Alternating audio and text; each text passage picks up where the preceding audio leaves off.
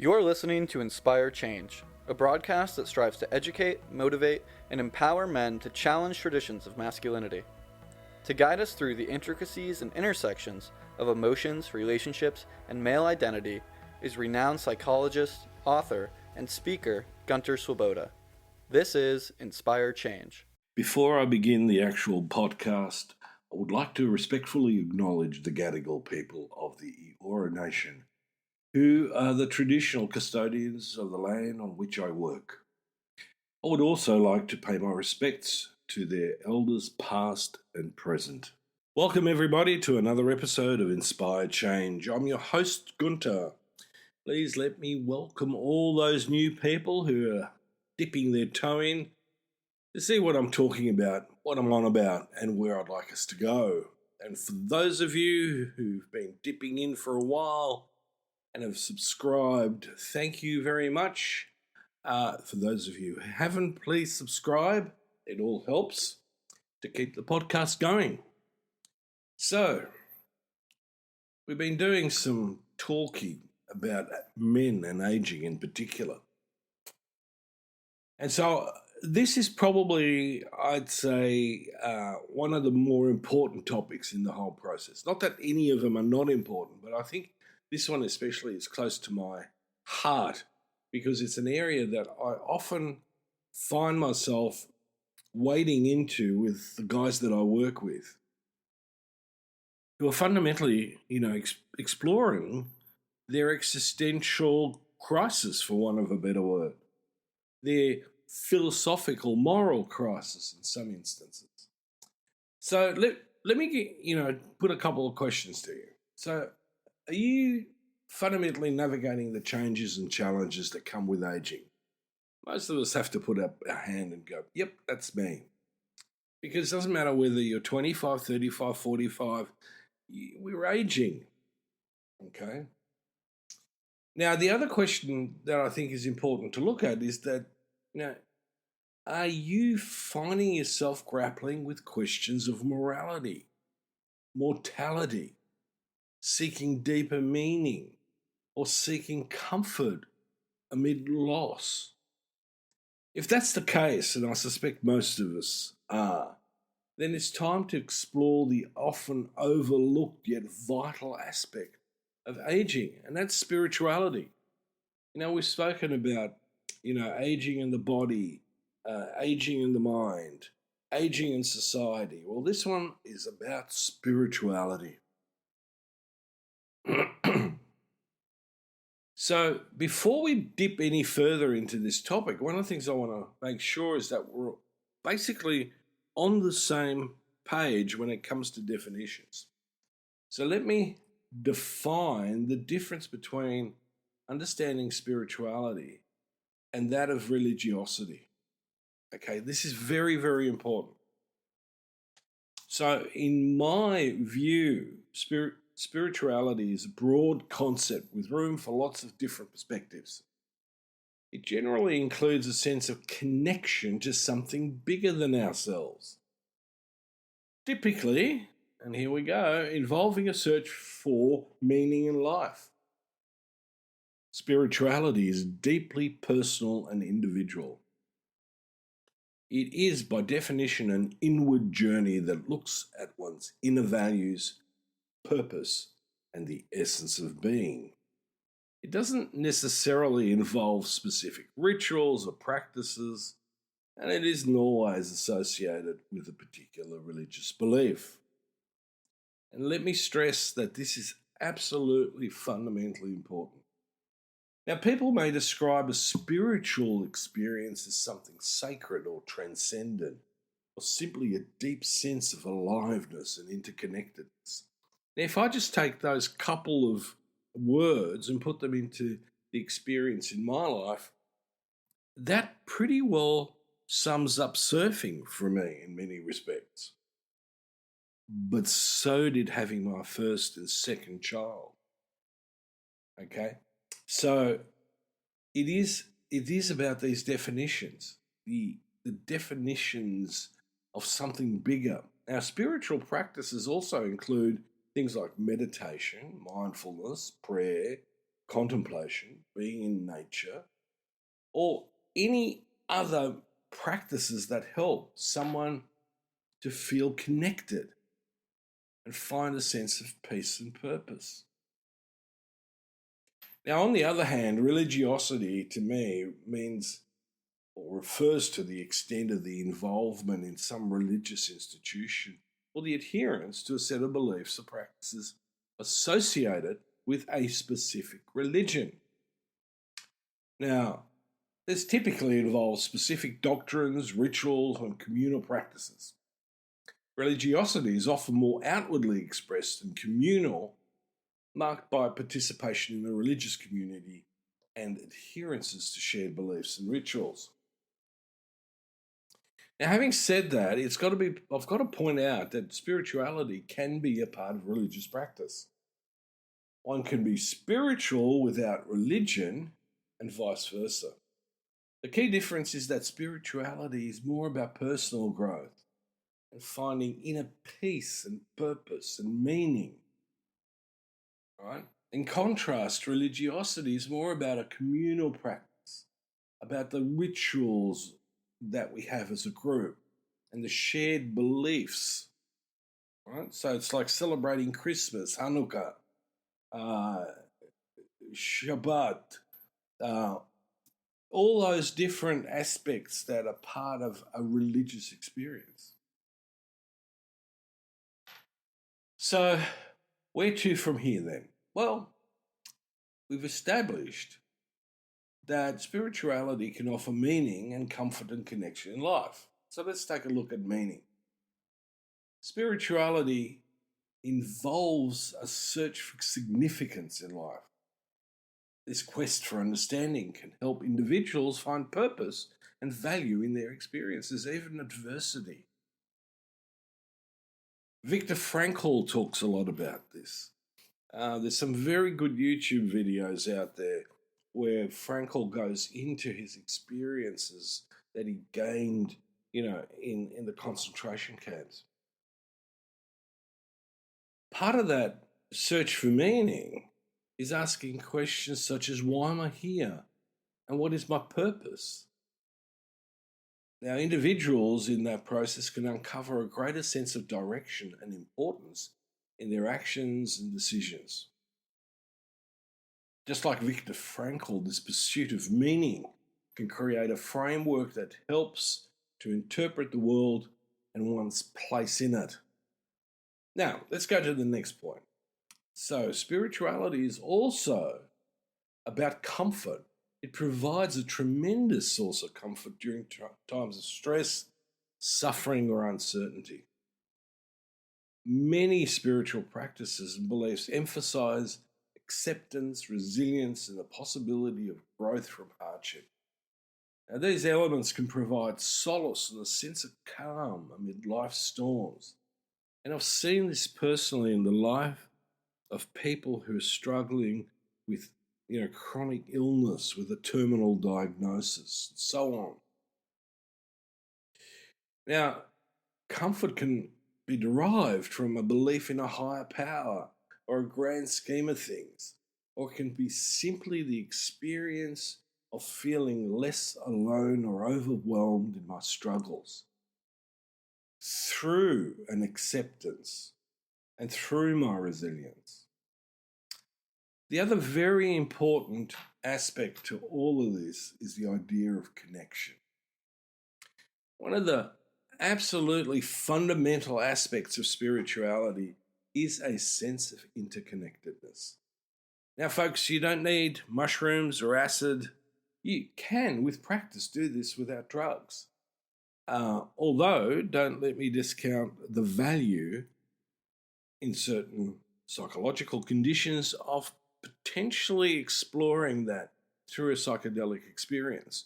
We're becoming better and better at providing people with options to the traditional pharmaceuticals through the use of MDMA, psilocybin, LSD, and so on. And there'll be, psychedelic-assisted psychotherapies that are going to help people get a greater sense of connection in a for want of a better word, more cosmic sense.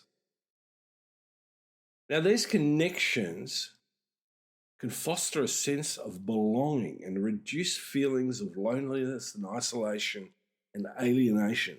The three things that I talk about with men that we constantly are confronting because of patriarchal socialization is we withdraw from our connections, we isolate ourselves, we alienate ourselves.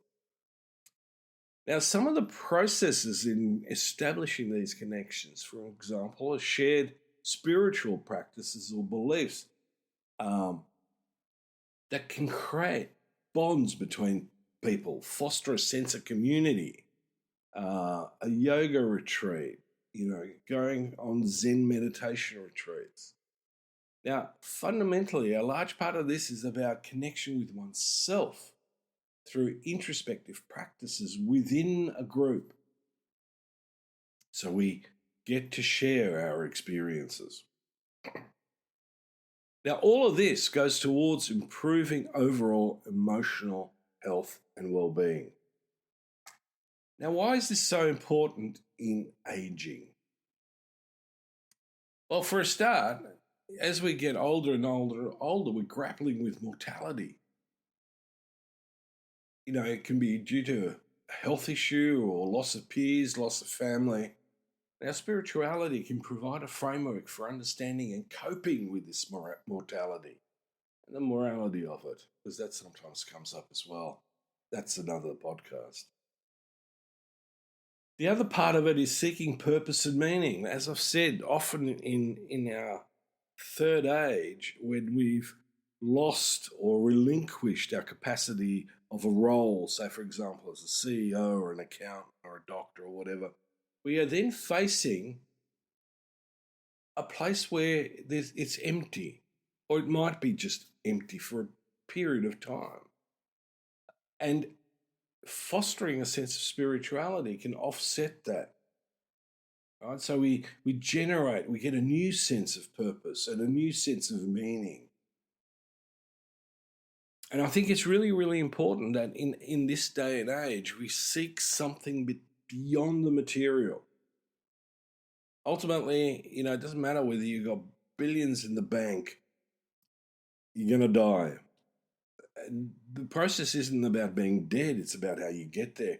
And the processes, who we're in connection with on that journey. The other part to this is also the need to find comfort amid loss. Loss is going to be inevitable. It's about changes in health, lifestyle, identity, and loss of people. So we are going to confront grief and disorientation more at this time than any other before.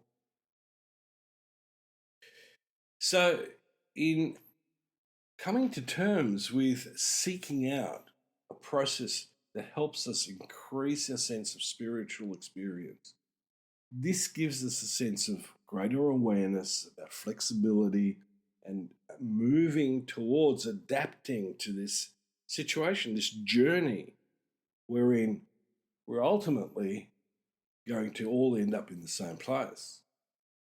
And what are some of those practices? Well, we've talked about some of this before. So it's about mindfulness. It's about meditation. Anything that helps you to stay present and non-judgmental about your experience. Encouraging acceptance of the aging body rather than resisting the whole thing or just experiencing frustration. There's a guy who's been bleeding his 17-year-old son and using his son's blood to transfuse into himself in a fight to stay young. Now, there is a host of issues where this is just, in my view, wrong. And we can talk about the morality and so on about this situation until the cows come home. But here is a man who's fighting the very inevitability of age. Now, okay, so I get that you might want to look good as a 60 or 70-year-old. There's some issues with that. I tend to see wrinkles as a sign of, a life worth having lived, we get wrinkles for a person in a sense. So, there's some major problems with that. So spirituality gives us a sense of managing loss. It also gives us this whole focus about a new purpose, something beyond, acquisition, beyond status, beyond competition, right? And through that process, we move into creating a relationship with oneself wherein we feel safe, wherein we feel secure, and from that comes an overwhelming sense of peace and acceptance. Now, does that just descend on us like, a euphoric haze? No, it doesn't. But when we give it space and we allow ourselves to immerse into that, that's where we can get in touch with it. And through that, I think the whole issue of further connection, and that could be with nature, with animals, it could be with something that I'm doing, something that I'm nurturing, like relationships, all sorts of stuff. But it's a reflective process. It's not reactive. I think one of the things that it would be really useful for most of us as men to do in this space is to stop each day for a moment and think and reflect in a space where we're not, striving, where we're not insisting on being productive, where we're not worried about how much time we have, but rather to sit in that space for itself, for the experience in itself, without judging it. Now, that can come about through targeted practice like mindful meditation, reflective journaling, prayer, yoga, time in nature, whatever it is that you want to do. But I also want to, encourage people to discuss this, think about this, share it with people. What are your thoughts? Create community around it. Bring it into your community, whether that's a men's group or whether it's, men in cooking or whatever it is. It all has its place. I mean, cooking can be an extraordinarily, spiritual process wherein we're in touch in that moment with all the creativity of what it takes to nourish our bodies. We also at this stage, need to often reconcile life choices. All of us at some point have fucked up. Is it worthwhile carrying the consequences of that for the rest of your life and punishing yourself? One of the things that I often point out is even if you've gone to jail, at some point is you get paroled. Now, some people don't because they've done some really heinous things, but most of us should really be allowed to let ourselves off the hook. And in this journey, right, in embracing our life journey, there can't but be a place for spirituality. It needs to be there. Yes, I'm looking after my mind. I'm looking after my body. I'm looking at my social connections. But, in essence, when we all put it together, 2 + 2 is more than 4. It's greater than the sum of its parts. And once we understand that whole process, once we understand it's an and also, not an either or proposition, philosophically, psychologically, and socially, then we're on a journey that is fulfilling, even in adversity. And often in adversity, even in adversity, we experience a sense of fulfillment and satisfaction. So let me conclude this podcast and the spiritual journey of aging by saying, what are the main points? Well, the main points is understand spirituality, its connection with aging, explore spiritual practices, and navigate spiritual questions. Don't shy away from them. Neil deGrasse Tyson and Stephen Hawking were not correct when they said avoid philosophy. Now, I'm not going to go into the details exactly how they said it, but that was fundamentally the message. The very essence of spirituality and philosophy are interconnected about being, existentialism and ontology. And so I want to encourage you, the listener out there, man, woman, whatever, to see your own personal spiritual journey as an integral part of aging, still offering miles of opportunities for growth, for acceptance and connection. Once upon a time, even on a sexual level, people thought that by the time you're 60, it's done and dusted.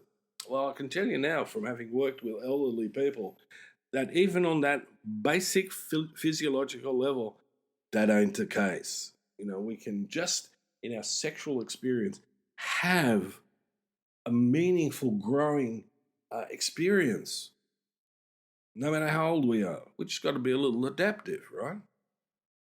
Now, the reason why I dropped that in is that I'm foreshadowing another series of podcasts. Okay, so stay tuned. Discuss this, bring it up, think about it, reflect on it. Because this is the stuff that's going to enhance life. It might be tough, but, so what? No pain, no gain. So until next time, this is me signing off. If you want to know more about me and my work, please look me up on www.gunterswoboda.com or www.goodmangreat.com. And there you'll find access to my books and some more thoughts. Until next time, this is me signing off. Thank you for listening to Inspire Change, a broadcast that strives to educate, motivate, and empower men to challenge traditions of masculinity. For more information on the Making Good Men Great movement, or for individual or group coaching sessions with Gunter, visit makinggoodmengreat.com. For inquiries regarding broadcast topics or appearing on the show, email Miranda at noirtainment.com. That's Miranda at NOIRTAINMENT.com.